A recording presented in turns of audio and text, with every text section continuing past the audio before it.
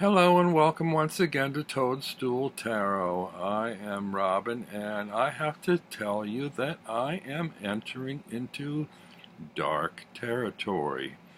Very dark territory indeed, because of a deck that I'm going to review today, but also because I'm fairly new to the tarot community and I don't have that many decks. And I am just now discovering independently produced decks in limited editions, which is very dangerous territory to collectors because you can empty your wallets and your bank accounts in no time once you go down that rabbit hole. But anyway, I spend a lot of time, more time every day, looking at flip-throughs on YouTube and discovering older flip-throughs for decks that have been out for years that I'd never heard of or never run across. And recently I was looking into monochromatic decks because all of mine are full-color or multicolor decks. And I found one that I really liked, and I went ahead and ordered it. It's an independently produced deck called The Book of Azathoth Tarot Cards. It's based on the stories or tales of H.P. Lovecraft. So any of you that are into Lovecraft or horror fiction, this might be a deck for you. I ordered it, I found it online, I ordered it from the website. It came in this beautiful lift-off box. It's not thumb and deck, so it's a little hard to get the top off. And inside the box, or inside the package, came this little note.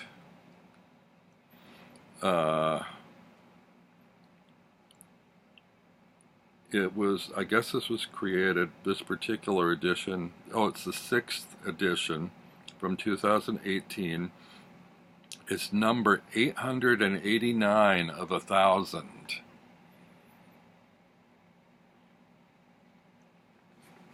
And along with my order, they very sweetly included a thank you gift of a little piece of snowflake obsidian, which is very nice,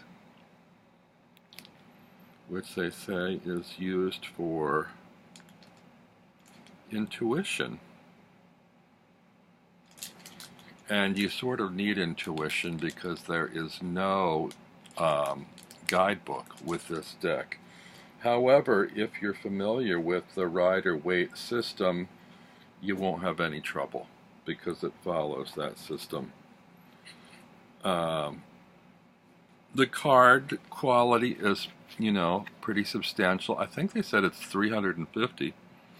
So, yeah, it's pretty sturdy.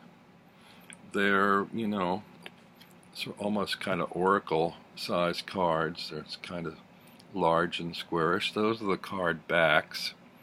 And that's the only time you'll ever see red and the insignia on the back of the decks. The rest of the deck, it's line-drawn, pen-drawn images in black ink, black backgrounds, black borders. The backgrounds are sort of a darkish, tannish yellow color, which looks sort of antique-y. And the quality of the illustrations, it reminds me a lot of late 60s psychedelic art, like you might have seen for the cover of the Cream album Wheels of Fire, or Axamaxua from Grateful Dead, or R. Crumb's illustrations for his underground comics. But this deck, I'm going to get it underway here because you could spend hours looking at the details in these cards. It is just amazing. And there are also lots of symbols on the cards that since I have no book, they aren't explained. Oh, I think the website said there will be a book coming or being published sometime over the next year or so that you can buy separately. But currently there's no guidebook of any kind. So you'll have to Google images or do your own research. That's the Fool, of course. The Magus, the Magician. I hope you can see these, and it may be hard because my hands might be a little bit shaky, and there is a lot of detail in the cards. That's the High Priestess, the Empress,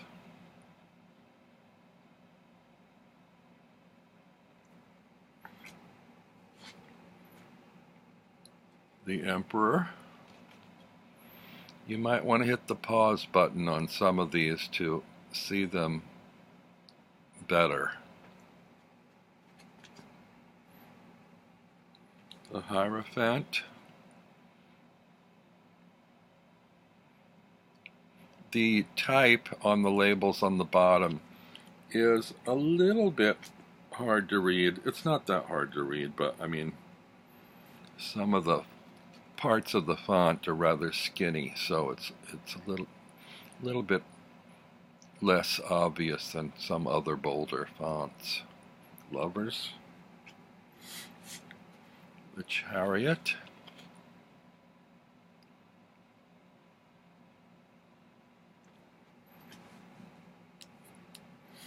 I love this one, Strength,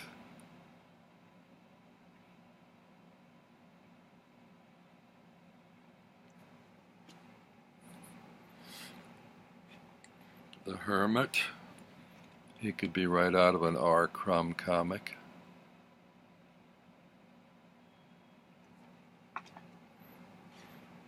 The Wheel of Fortune. I love the gears on that.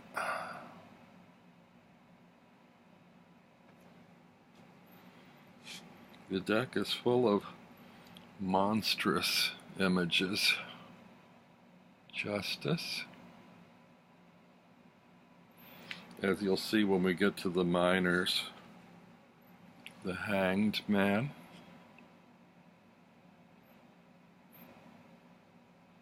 So there's a lot of beautiful, intricate detail in here, but you can see it follows Rider-Waite methodology. Death.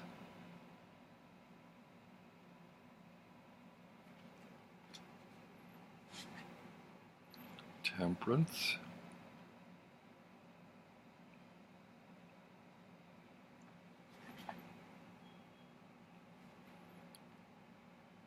The Devil.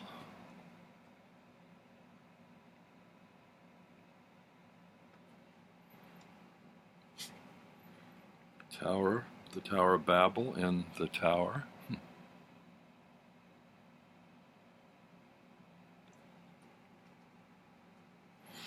I'm not usually drawn towards darker decks. I tend to like the lighter, more classically beautiful ones, but I find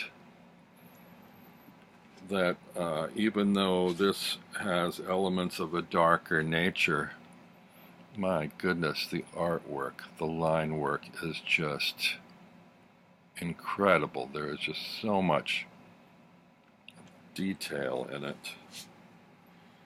And some people might like more minimal decks and not so much detail, but for those that appreciate the art involved in each and every one of these illustrations.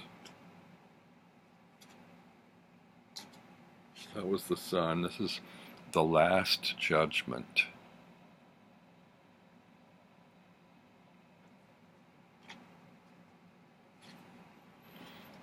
And the World. Now, the minors are divided among I believe, 4 races. Ace of Pentacles.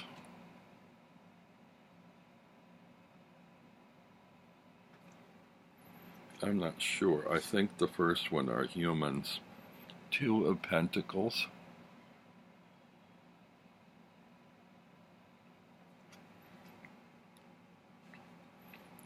3 of Pentacles. With the gears again.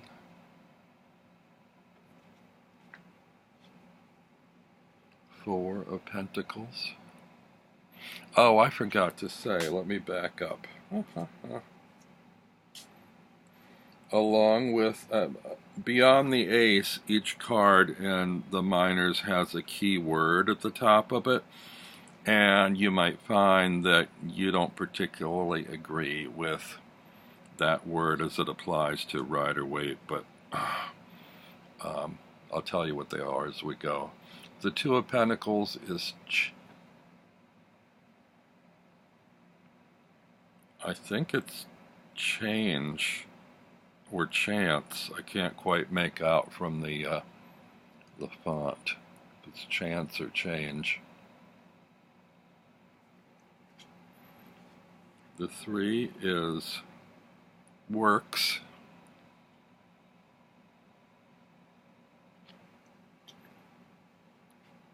Four is power.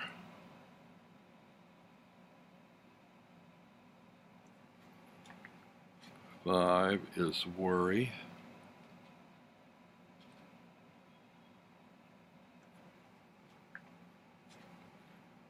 6 is success.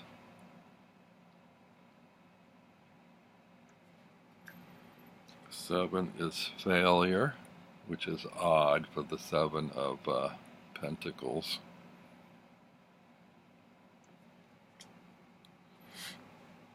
Prudence, 8 of Pentacles.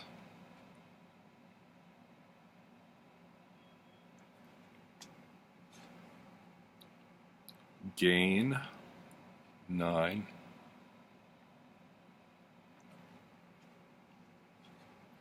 Ten with the Tree of Knowledge, I guess it is.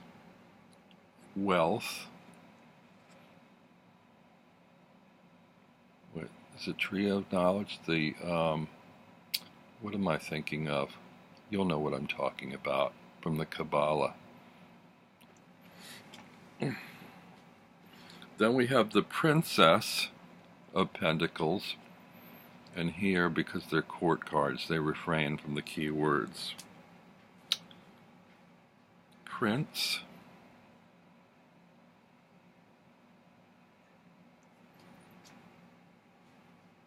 Queen. Very much a Rider-Waite image.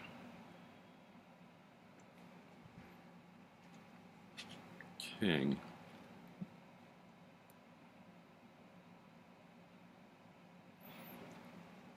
I'm really loving the detail and the monochromatic quality and the color of these cards. Ace of Wands.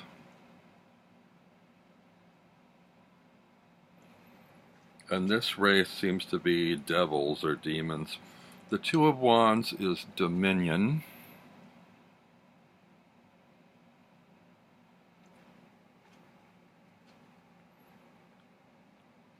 Virtue is the 3.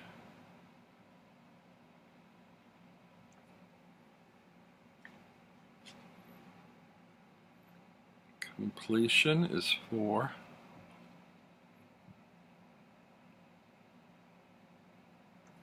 I suppose if you didn't like the key words, you could take a Sharpie and blacken them out. I don't know if that would match or not.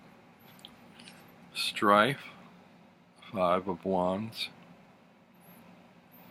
And these were supposedly based on an unfinished fragment of a novel that Lovecraft was working on when he died. Victory is the 6 of Wands.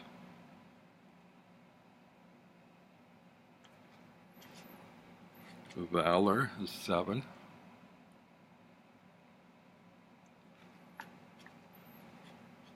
swiftness,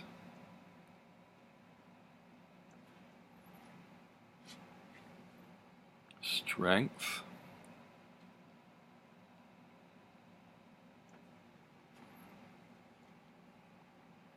oppression,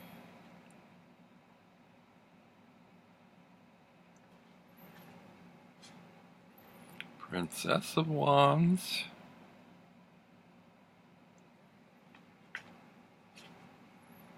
Prince riding a dragon, Queen of Wands,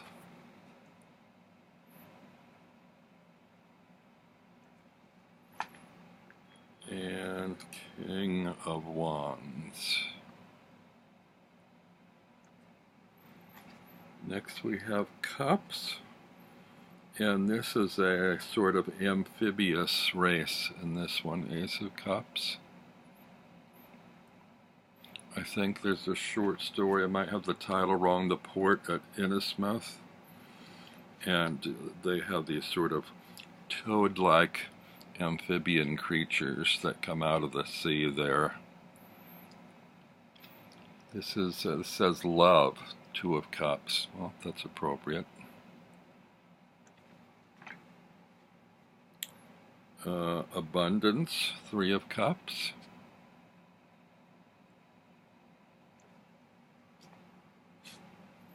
Luxury, Four of Cups.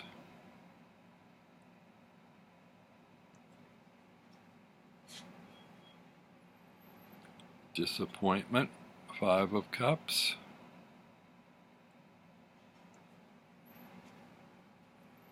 Six of Cups is pleasure.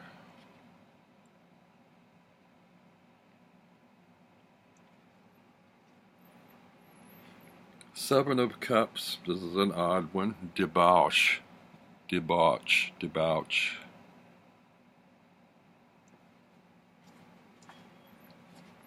Eight is indolence.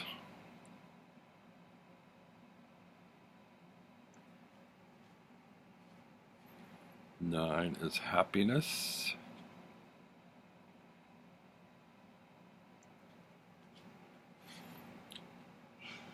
10 is satiety, satiety, S-A-T-I-E-T-Y. I don't know how to pronounce that. If you're satiated. Satiety. Princess of Cups, which I guess is the Page of Cups. You can tell from the imagery, I guess. Prince of Cups.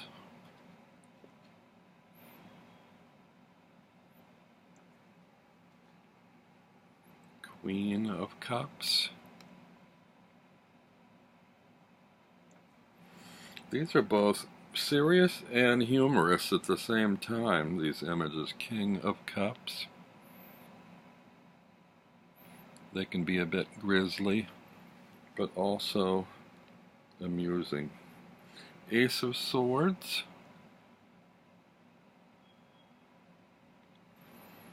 And the Two of Swords, I think.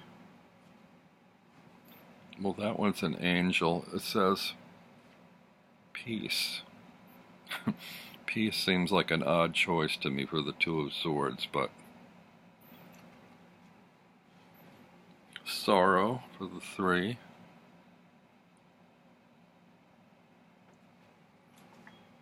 Truce. I think this is an elven race. They have pointy ears.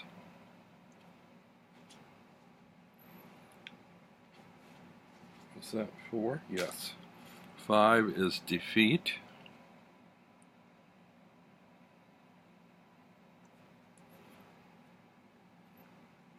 With a female winged warrior there. 6 is science. That's odd.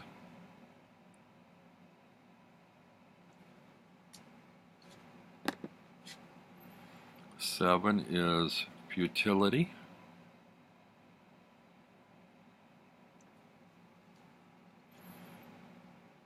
Eight is interference.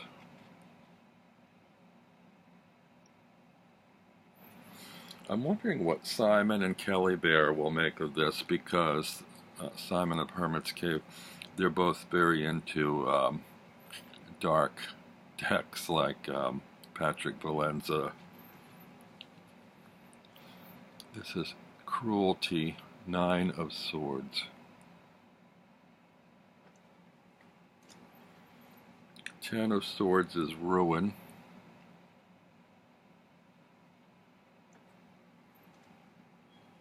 Princess of Swords.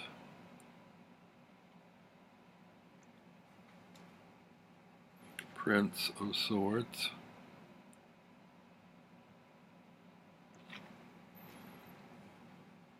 Queen of Swords. And King of Swords. These were ordered. You can order them, well, I ordered them through a bookstore in Colorado, but they are created